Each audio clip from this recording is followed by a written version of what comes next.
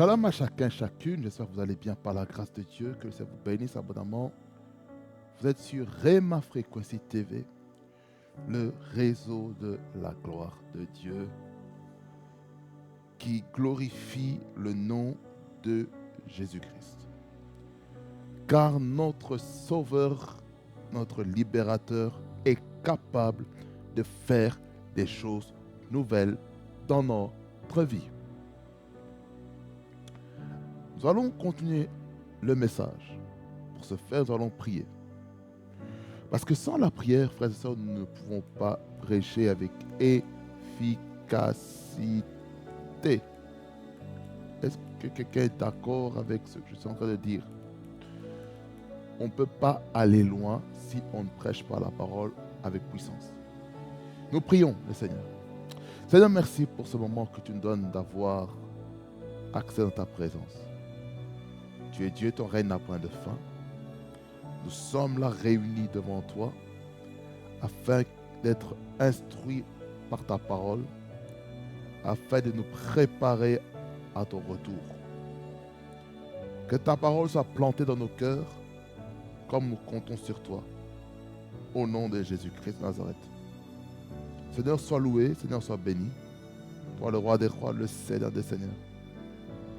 Règne en maître en ce moment parce que nous avons besoin de toi. Au nom de Jésus-Christ, toi le roi des rois. Amen. Frères et sœurs, nous prenons nos Bibles dans Matthieu chapitre 24, du verset 15 au verset 31. Nous lisons la parole, nous lisons. C'est pourquoi lorsque vous verrez l'abomination de la désolation dont a parlé le prophète Daniel, établi en lieu saint, que celui qui lit fasse attention. Alors que ceux qui seront en Judée fuient dans les montagnes. Que celui qui sera sur le toit ne descende pas pour prendre ce qui est dans sa maison. Et que celui qui sera dans les champs ne retourne pas en arrière pour prendre son manteau. Malheur aux femmes qui seront enceintes et à celles qui allaiteront en ces jours-là. Priez pour que votre fuite n'arrive pas en hiver, ni un jour de sabbat. Car alors la détresse sera si grande qu'il n'y en a point eu de pareil depuis le commencement du monde jusqu'à présent, et qu'il n'y en aura jamais. Et si ces jours n'étaient abrégés, personne ne serait sauvé, mais à cause des élus, ces jours seront abrégés. Si quelqu'un vous dit alors, le Christ est ici, ou il est là, ne le croyez pas. Car il se lèvera des faux Christ et des faux prophètes. Ils feront de grands prodiges et des miracles au point de séduire, s'il était possible, même les élus. Voici, je vous l'ai annoncé d'avance. Si donc on vous dit, voici, il est dans le désert, n'y allez pas, voici, il est dans les champs. Dans les chambres, ne le croyez pas. Car, comme l'éclair part de l'Orient et se montre jusqu'en Occident, ainsi sera l'avènement du Fils de l'homme. En quelque lieu que ce soit le cadavre, là s'assembleront les vautours. Aussitôt après ces jours de détresse, le soleil s'obscurcira, la lune ne donnera plus sa lumière, les étoiles tomberont du ciel et les puissances des cieux seront ébranlées. Alors le signe du Fils de l'homme paraîtra dans le ciel. Toutes les tribus de la terre se lamenteront et elles verront le Fils de l'homme venant sur les nuées du ciel avec puissance et une grande gloire. Il enverra ses anges avec trompette retentissante et ils rassembleront ses élus des quatre vents d'une extrémité des cieux à l'autre.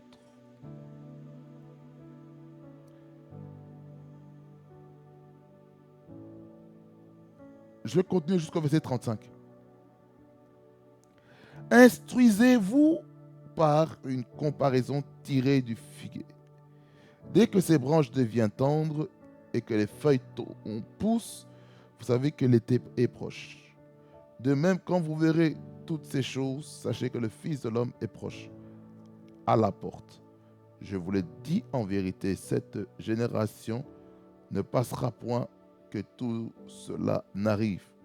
Le ciel et la terre passeront, mais mes paroles ne passeront pas. Point. Amen. Nous prions. Seigneur, merci parce que c'est toi qui nous permets de se réunir. Oins ta parole, sanctifie-nous, purifie-nous, afin que cette parole soit plantée dans les cœurs de chacun et chacune, pour la meilleure compréhension de tous. Seigneur, oins le prédicateur afin qu'il communique ta parole en bonne et due forme, car il a besoin de toi, afin d'accomplir ta mission, peu importe les circonstances, mais qu'il puisse prêcher sous une onction particulière, pour ta seule et unique gloire, au nom de Jésus-Christ, que j'ai ainsi prié. Amen. Amen. Bien-aimé dans le Seigneur. Précédemment, nous avons vu plusieurs signes des temps de la fin dans les évangiles. En tout cas, ça a été tellement enrichissant. Et cela nous a permis de comprendre quelque chose. Ça nous a permis de comprendre que Jésus-Christ vraiment revient bientôt. On voit tous les signes que nous voyons aujourd'hui dans le monde entier. Toutes ces choses sont des indicateurs que Jésus-Christ revient bientôt. J'aimerais revenir sur un des points que j'ai parlé l'autre fois. C'est sur la propagation de l'évangile dans le monde entier. Selon Matthieu 24, le verset 14, qui dit « Cette bonne nouvelle du royaume sera prêchée dans le monde entier pour servir de témoignage à toutes les nations, alors viendra la fin. » Ici, il faut comprendre ceci, que l'évangile va se répandre dans le monde entier. Et ça, on le voit aujourd'hui grâce aux réseaux sociaux, grâce à la technologie qui nous permet d'avoir l'évangile autour de soi. Les Bibles papier sont imprimées, les Bibles audio sont sur les différents stores, App Store, Google Store. Toutes ces choses sont disponibles pour que chacun puisse connaître Jésus-Christ comme Seigneur et Sauveur. Il faut qu'on comprenne ceci, bien-aimés dans le Seigneur. Malgré que l'évangile va se répandre dans le monde entier, il y aura certaines personnes qui ne vont pas accepter l'évangile de Jésus-Christ. Cette bonne nouvelle, l'évangile, du mot grec ou agélion, ils ne vont pas accepter. Parce que certaines personnes seront voilées.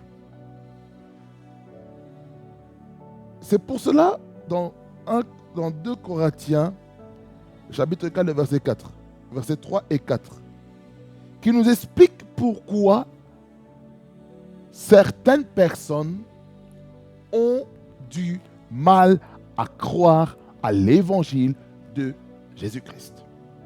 Il nous dit ceci: si notre évangile est encore voilé, il est voilé pour ceux qui périssent. Verset 4. Pour les incrédules dont le Dieu de ce siècle a aveugler l'intelligence, afin qu'ils ne voient pas briller la splendeur de l'évangile de la gloire de Christ, qui est l'image de Dieu. La version NLT, la version New Living Translation, qui est l'équivalent de la parole vivante, il nous dit que Satan, qui est le Dieu de ce monde, a aveuglé leur intelligence. Donc, on comprend que les raisons qui poussent les gens à ne pas croire à l'évangile, c'est parce que le diable a voilé leur intelligence. Raison pour laquelle, à chaque fois que nous partageons la parole, que ce soit en ligne, comme en présentiel, comme en one-to-one, qu'est-ce que nous devons faire? Nous devons prier. Nous devons prier pour que ce voile, cet esprit d'incrédulité tombe, afin que l'évangile de Christ soit manifeste. Je vous dis la vérité. C'est ça le problème de l'Église aujourd'hui. Je dirais même dans le monde entier, lorsque l'évangile doit être annoncé, on prêche la parole, oui. La question est celui-ci. Quel est le résultat? Il y a des gens qui ne vont pas croire aujourd'hui à l'évangile, chose qui est normale. Il y a certains qui seront convaincus illico presto parce que leur cœur a été préparé spirituellement à recevoir l'évangile. Il y a d'autres, ils ne vont peut-être pas croire aujourd'hui, mais la semence a été plantée en eux, qui portera du fruit. Peut-être pas immédiatement, mais ça prendra effet peut-être dans 1 mois, au travers d'autres personnes, qui parlera le langage de la personne, ou dans 2 mois, ou dans 3 mois, ou dans 6 mois, 1 an, 2 ans, 4 ans. Mais la semence aura déjà été plantée. La Bible dit que Paul a planté, Apollos a arrosé, mais la fidélité c'est quoi? C'est Dieu qui fait croître. Ça veut dire ceci. Nous, en tant qu'ambassadeurs du royaume, notre responsabilité, c'est de prêcher l'évangile. Dans les temps favorables ou pas, on doit prêcher. On doit prêcher. Même si on va faire face à des oppositions, même si on va faire face à des fausses accusations, même si on va face à des arrestations policières, des arrestations par les gendarmes, des arrestations de toutes les formes, même si on va arriver au point où on risque de nous tabasser à cause de l'évangile, eh bien, nous allons continuer à croire à cet évangile. Nous allons continuer à prêcher sans se relâcher de la pression de quoi que ce soit. C'est pourquoi nous devons amener les hommes à comprendre l'évangile. Nous devons les amener à comprendre que Jésus-Christ revient. Mais le diable ne veut pas que les hommes puissent comprendre que Jésus-Christ revient bientôt. Jésus-Christ revient bientôt. C'est pour ça que je tire la larme encore pour dire à ceux qui ne croient peut-être pas au nom de Jésus-Christ, peut-être vous avez été blessés dans les églises. Là, je parle maintenant prophétiquement à toute personne qui a abandonné la foi à cause des déceptions qu'ils ont connues dans l'église. Que le Seigneur vous restaure, vous guérisse là où est-ce que vous êtes. Je sais que ce n'a pas été évident pour vous. Là, je parle pas seulement sous l'onction prophétique, mais là, je vous parle aussi avec un cœur d'un évangéliste. Pour vous dire, hein, peu importe ce qui a pu se passer, les abus, peu importe ce qu'on vous a dit, mon frère, ma soeur, vous êtes des fils et des filles prodigues qui vont revenir à la maison.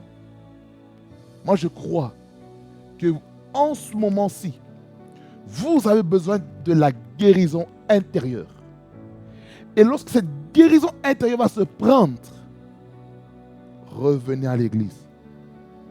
Peut-être pas dans l'église là où est-ce que vous avez été torturé, là où est-ce qu'il y a eu des abus. Mais allez dans l'église là où est-ce que vous vous sentirez à l'aise. Dans une église où vous vous sentirez valorisé à votre juste valeur. Alors, expérimentez maintenant la guérison de l'âme. Je ne sais pas à qui je m'adresse. Il y aura peut-être une personne ou deux. Je ne sais pas combien de personnes qui tombera sur cette vidéo, qui a connu des temps difficiles, qui a connu des abus dans l'église, qui a connu des temps où il y a eu des trahisons, des curiosités qui ont tué votre vie, qui ont tué votre estime. J'aimerais vous dire ceci, que le Seigneur est avec vous. Peu importe ce qui a pu se passer. La grâce de Dieu est disponible pour vous. Dieu veut vous guérir. Dieu veut amener le baume de guérison dans votre cœur. Dieu ne veut pas que vous puissiez rester blessé, parce que les blessures intérieures vont vous bloquer. Et moi, je déclare sur vous, au nom de Jésus-Christ, la guérison des blessures intérieures, maintenant au nom puissant de Jésus-Christ. Soyez guéris maintenant là où vous êtes, au nom de Jésus-Christ, afin de revenir dans la maison de Dieu. Peu importe l'assemblée locale, mais soyez conduits par le Saint-Esprit et non par les émotions. Parce que lorsqu'on est conduit par les émotions, on risque de faire des erreurs flagrantes. Que ça vous restaure au nom de Jésus. Bien-aimés, parmi les signes des temps de la fin que nous sommes en train de voir, nous allons voir ici, au verset 15, deux réalités. Il y aura la réalité de la tribulation et de la grande tribulation. Mais ici au verset 15, on parle des deux, la tribulation et la grande tribulation, dans laquelle l'Antéchrist va venir dans un lieu simple, se faisant passer pour une personne. Il va se faire passer pour Dieu. Ça, on va voir un petit peu les caractéristiques de l'Antéchrist plus tard durant ces 2 mois que nous avons. Ça veut dire ceci, que ceux qui n'auront pas été enlevés, je vous dis ceci, l'Antéchrist ou l'Antichrist, l'Antichrist, ça veut dire celui qui est contre Christ, l'Antéchrist, c'est celui qui est avant Christ. Il va venir, dans le but de souiller le sacerdoce. Il va venir souiller l'église. Il va venir souiller la doctrine. Il va venir la doctrine des démons. Il va venir des choses qui vont perturber, dérouter les gens de leur parcours. Et ici, Jésus, lorsqu'on lit le verset 16 jusque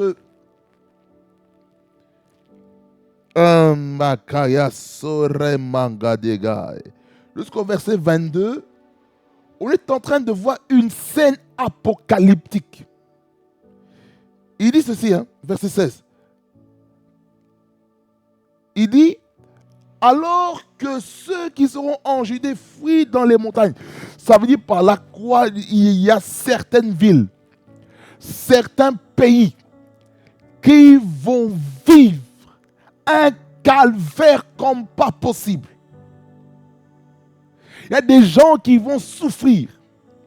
Voyez les souffrances que nous sommes en train de voir aujourd'hui. Dans certaines nations, ça c'est rien par rapport à ce qui est en train d'arriver par l'Antéchrist. Je vous dis la vérité. Il y a des choses qui vont arriver sur la terre qui seront vraiment terribles. Terribles. Terribles. Terribles. Terribles. C'est pourquoi nous devons être attentifs. Nous devons être vigilants par rapport à notre marche chrétienne. Donc là, en fait, ici, quand on dit la Judée c'est dans les vallées. Quand on dit fuir dans les montagnes, ça veut dire qu'il faut se retirer, il faut se protéger. Que celui qui sera sur le toit ne descende pas pour prendre ce qui est dans sa maison. Là, on dit que même les domiciles, même les maisons, les foyers ne seront pas épargnés.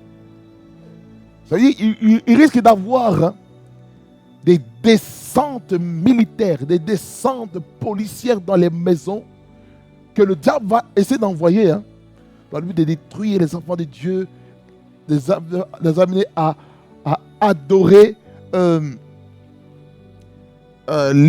l'idole de l'Antéchrist. On va en parler encore plus tard. Ou dans les éditions suivantes.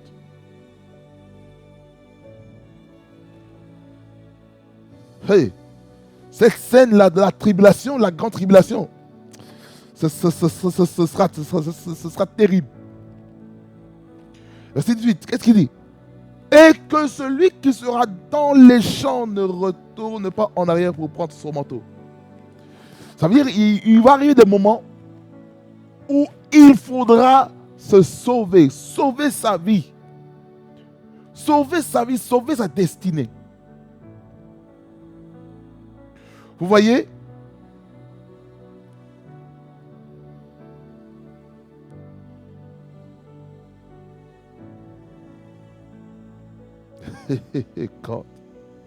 Aucune sécurité.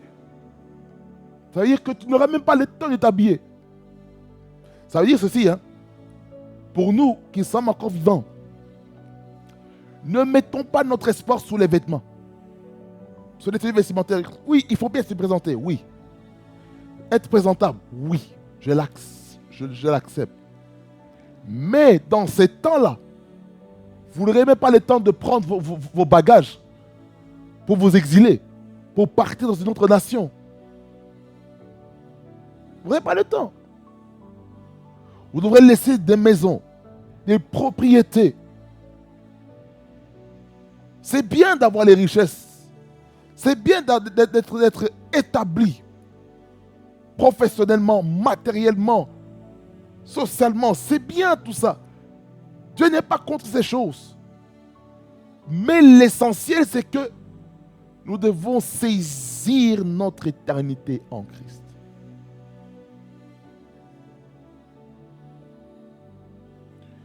Le verset 19, qu'est-ce qu'il est en train de dire ici? Verset 19 et le verset 19. Malheur aux femmes qui seront enceintes et à celles qui allaiteront en ces jours-là. Priez, verset 20. Priez pour que votre fuite n'arrive pas en hiver ni un jour de sabbat. Ça veut dire les conditions de grossesse des femmes seront difficiles. Difficiles pendant ce temps de la grande tribulation et de la tribulation. Ce sera très difficile. Très difficile.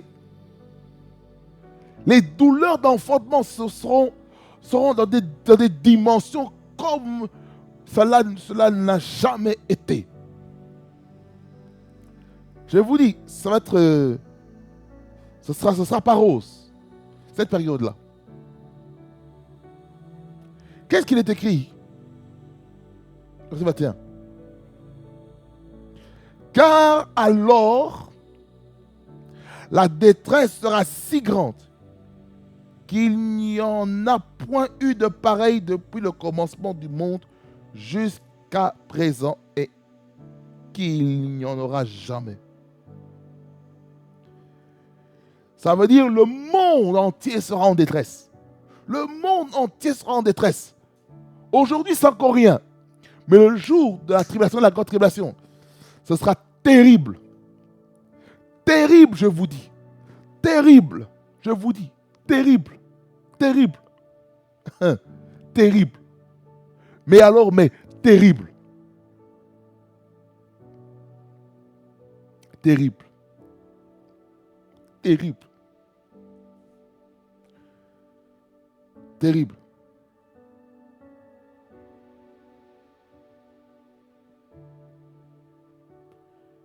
Verset 22, hein. C'est tellement fort. Il dit ceci. Et si ces jours n'étaient abrégés, personne ne serait sauvé. Mais à cause des élus, ces jours seront abrégés. Ici, on voit une partie dans laquelle on parle que ces jours de tribulation, de grandes tribulations, ne sera pas abrégé. On doit aller dans ce sens. Mais il dit dans la seconde partie de ce verset que à cause des élus, les élus c'est qui? Ce sont les enfants de Dieu.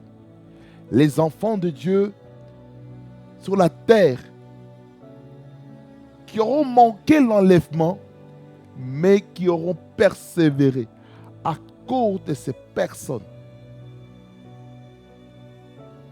Ces jours de souffrance, ces jours de détresse, quand il va s'abréger, ça veut dire que ça va se raccourcir. Ça va s'arrêter.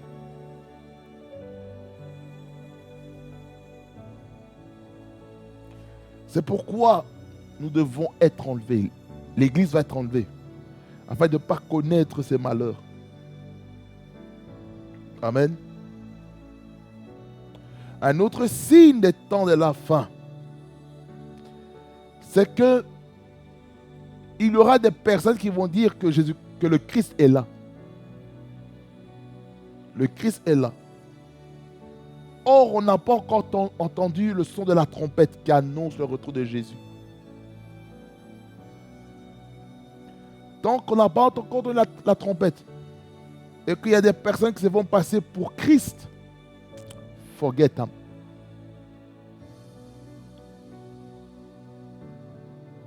Forget them. Ça veut dire que nous devons faire attention aux personnes qui vont dire « Oh, le Christ est ici. Oh, le Christ, il est là. » Jésus-Christ, il dit, il ne faut pas croire ce genre de personnes. Ça veut dire il y aura des sosies de Christ. Des personnes qui vont faire passer pour Jésus. Mais ils ne le sont pas.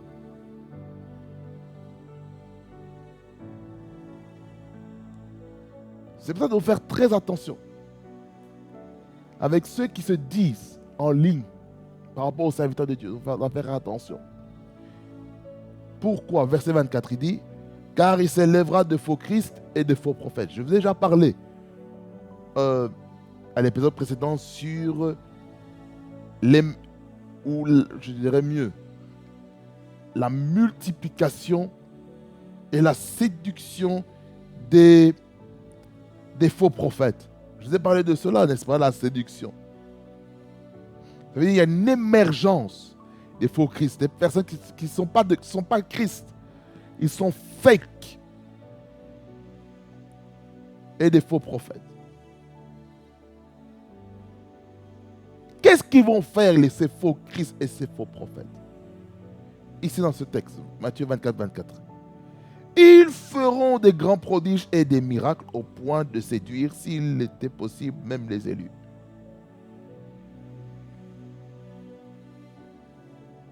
Jésus-Christ veut que nous puissions opérer des signes, des prodiges et des miracles, n'est-ce pas, réellement inspirés du Saint-Esprit. Mais l'Antéchrist, il va envoyer ces faux Christ. L'Antéchrist va envoyer des faux prophètes afin d'accomplir son agenda personnel sur la terre. Et ces agents du diable, ils vont essayer de... Comment je vais dire ça? Ils vont essayer de copier l'original, l'authentique puissance de Dieu.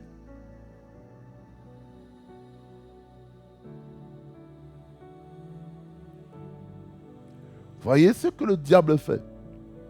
Le diable fait tout pour que les élus soient séduits par les signes, les prodiges, les miracles. Je parle là comme même plus loin, même par les fausses prophéties. Je crois aux prophéties authentiquement venues du Saint-Esprit, je crois. Mais les fausses, je ne crois pas.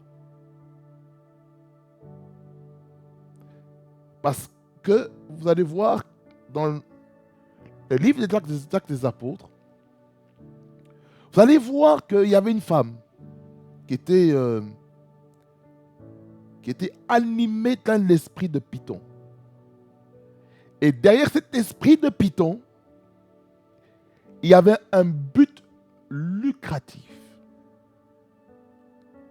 Elle a vu Paul et Silas en train de venir dans la ville en disant ceux-ci sont venus apporter le message de la parole de Christ, l'évangile. Une fois, deux fois, trois fois. Et lorsque ça se répétait tout le temps, l'esprit en l'apôtre Paul était révolté. Ça, je paraphrase, était révolté. Il a chassé cet esprit de Python, il a vu cette femme. Et maintenant, qu'est-ce qui s'est passé? Toutes les personnes qui allaient consulter cette femme étaient en colère parce que leur business a été détruit. Et c'est à ça que nous devons arriver. À détruire les business, les entreprises sataniques qui ont pour but de faire tomber les enfants de Dieu. Quelqu'un dit un amen. Fort et puissant.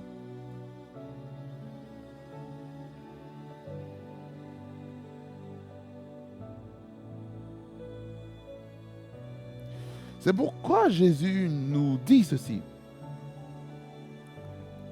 Encore, par rapport au faux Christ et aux faux prophètes, spécifiquement au faux Christ. Il dit, verset 25, voici, je voulais annoncer d'avance. Si donc on vous dit, voici, il est dans le désert, n'y allez pas. Voici, il est dans les chambres, ne le croyez pas. Nous devons faire attention à ça. Amen. L'autre signe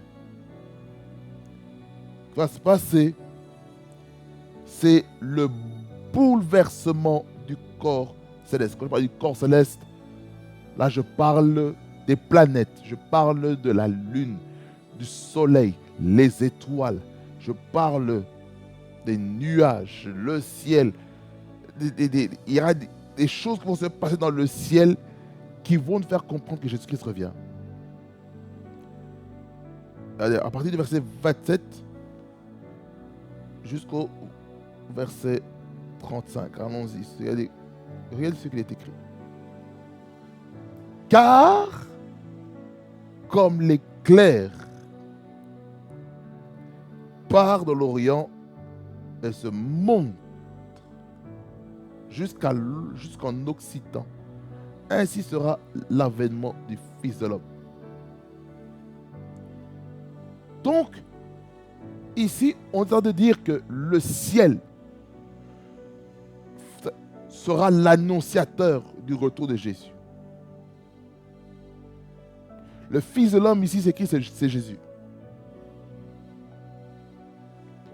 Jésus-Christ, hein, il utilisait beaucoup des synonymes, il utilisait beaucoup des images pour parler de lui. Il expliquait les choses comme une histoire. Pour comprendre, il faut avoir une révélation de qui est Jésus-Christ. En quelque lieu que ce soit, le cadavre, là, ça semblera les vautours. Verset 29. C'est là que je parle du bouleversement du corps céleste. Aussitôt après ces jours de détresse, les jours de détresse, là on parle de la tribulation, de la grande tribulation. Le soleil s'obscurcira.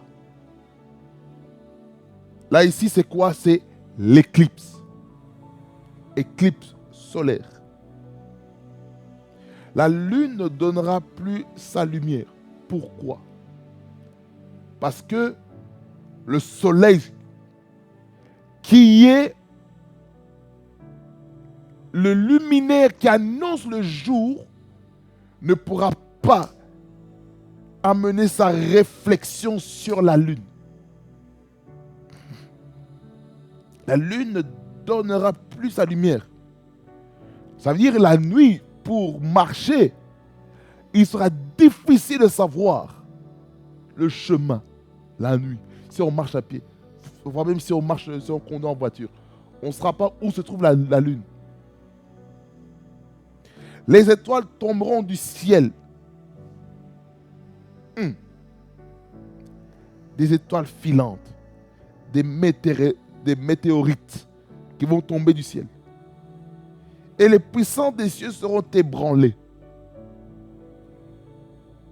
C'est-à-dire toute la structure céleste sera ébranlée. Alors, verset 30, le Fils de l'homme paraîtra dans le ciel. Toutes les tribus de la terre se lamenteront. Et elles verront le Fils de l'homme venant sur les nuées du ciel avec puissance et une grande gloire. Ici, il y a plusieurs choses dans ce texte, dans ce verset. On parle du second retour de Jésus ici. Le second retour de Jésus.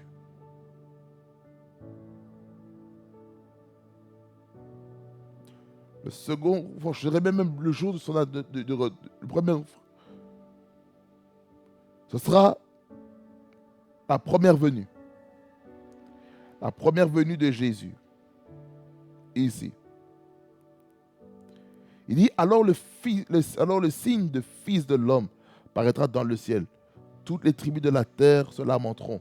Et ici, les tribus de la terre, il fait référence ici à la nation d'Israël. À la nation d'Israël qui ont persécuté le Christ. Et maintenant, quand ils verront ça, maintenant, ils vont commencer à regretter les actes qu'ils avaient commis auprès de Jésus-Christ.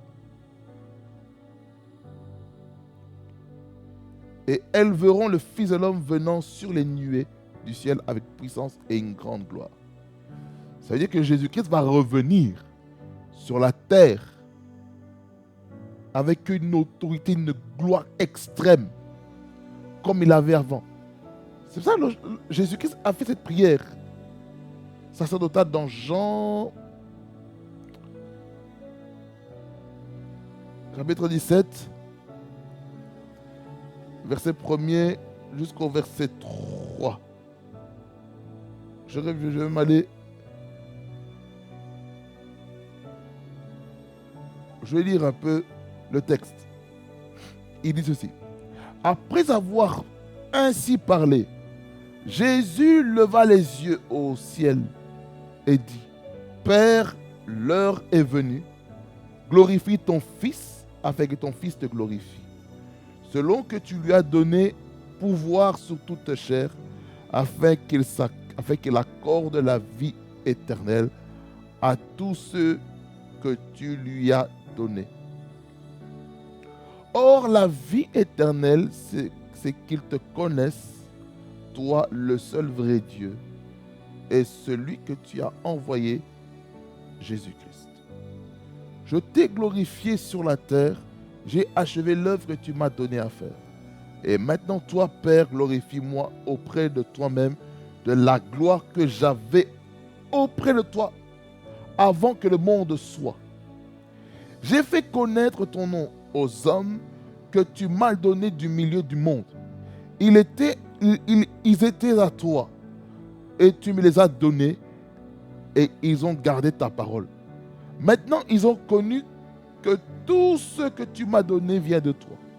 Car je leur ai donné les paroles que tu m'as données et ils les ont reçues.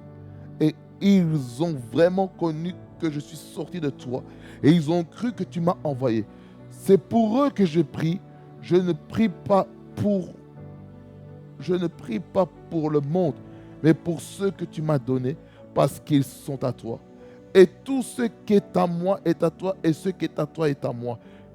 Et je suis glorifié en eux. Voyez, lorsqu'on continue toujours à lire ici cette prière sacerdotale que Jésus-Christ est en train de faire, on voit ici que lorsque Jésus-Christ est venu sur la terre, il est venu en tant qu'homme. 100% homme, 100% homme, 100% Dieu. Mais là, la gloire de Dieu ne se voyait pas. Maintenant, lorsqu'on va dans Matthieu, chapitre 24, Matthieu 24, le verset 30,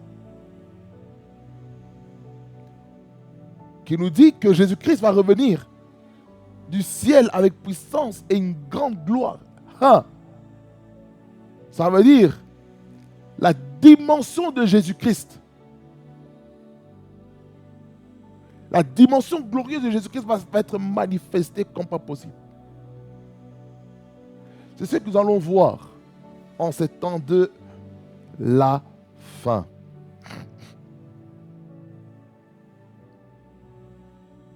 Qu'est-ce qui va se passer encore? Verset 31. Il enverra ses anges avec la trompette retentissante. Et ils rassembleront ses élus de 4 vents, d'une extrémité des cieux à l'autre. Je vais m'arrêter au verset 31. Voyez, ici,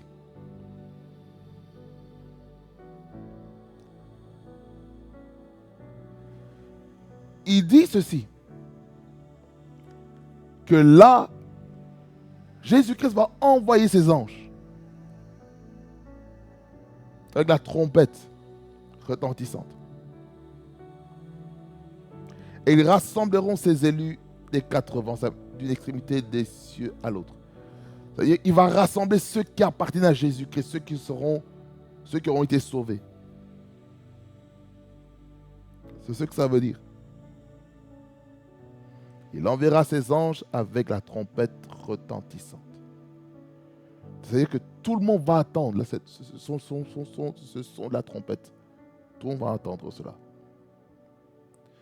Et ils rassembleront ses élus des 4 vents.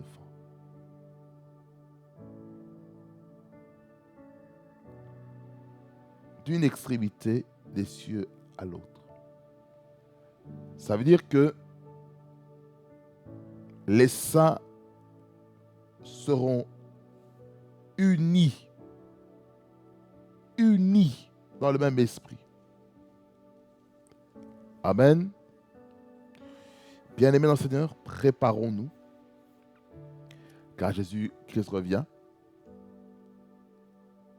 Que Dieu nous enlève des malheurs que nous sommes en train de vivre. Préparons nos robes afin d'être sans tache et sans ride, pour que sa grâce soit manifeste en nos vies. Amen. Que ça vous bénisse abondamment, fasse beaucoup du bien. Nous restons ensemble en Jésus-Christ. Seigneur, merci pour ta parole qui est la vérité.